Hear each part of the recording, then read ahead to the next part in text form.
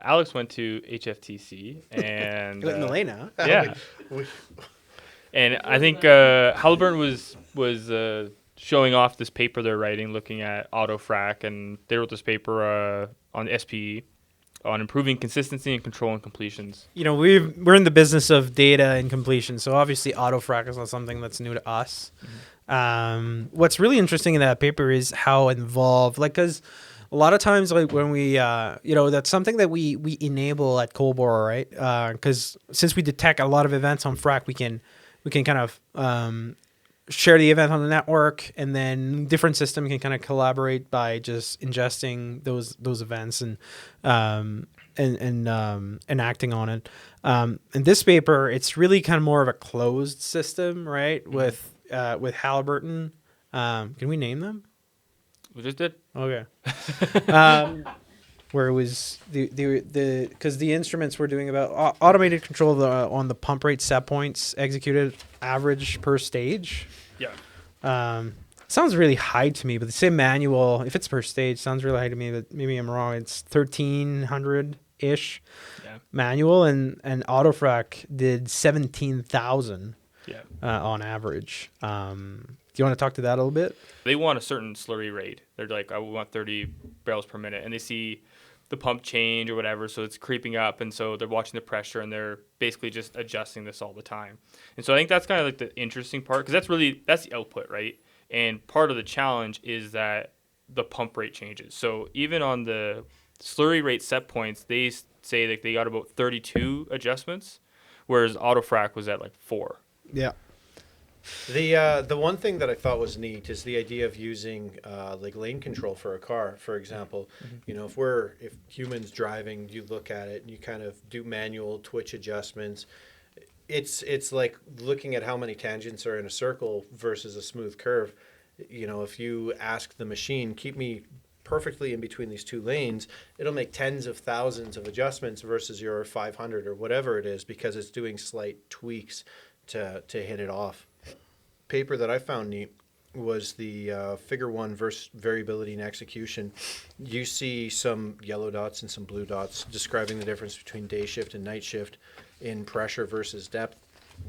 What this looked like was one of our, or several companies that we work with, they said, you know, we need a plan versus actual for friction reducer versus pumping pressure, because the different day shift or night shift execute the same instructions, but they interpret it differently. So the night shift might say, well, we don't have access to really good resources. I want a smooth frac, so I'm going to use more friction reducer so we can maintain the right pressure. Whereas the day shift has a better strength or understanding of the capabilities, so they want to reduce the cost or reduce the spend on the well. So they're using less friction reducer and running it closer to the thresholds. That's really what this looks like. And when reading the paper, it feels like they're trying to say, we take that interpretation out. We just say, here's the parameters, and the computer executes the parameters as written, instead of a human being like, well, this is what they want, so I'm going to do more what they want than what I'm told. The variability of the human factor of the person running the frac now doesn't have an impact if you have something like this going, right?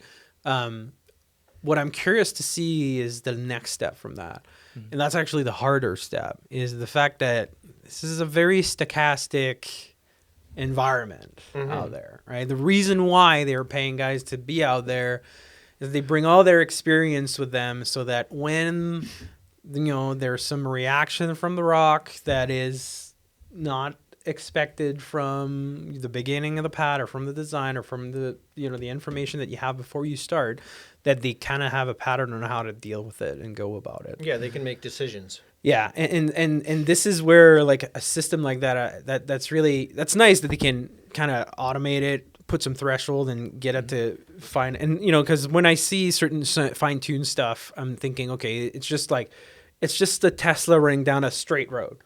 Right? And it's like, yeah, the Tesla going down the straight road, there's wind, there's this and that. It probably has 17,000 slide adjustment in the steer. That's right. Right? Because those sensors are super sensitive, and same as those pumps and stuff like that. But it's really when there's a deer that comes across. Yeah, or did you see that video of the old man falling in front of the Tesla? and the Tesla crashed into a signpost to avoid hitting the old man. Yeah. That's exactly what you're saying. Will the frac pump hit the old man? Yeah, exactly. And just like a Tesla, you know, at first everyone's holding on to it for dear life while it's controlling. Now you see videos of people sleeping behind the wheel while the Tesla's just cruising through the city. Really hard to switch over to manual mode when the manual's sleeping. Yeah. That's the same thing as potentially not human assisted frac, but full AutoFrac.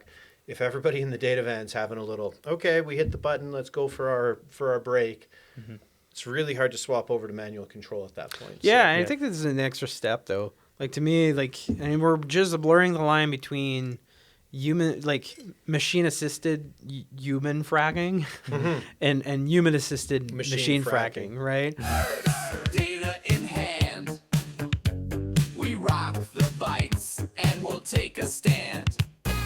Calculators flashing like a disco ball. Cold board tech, hey, we answer the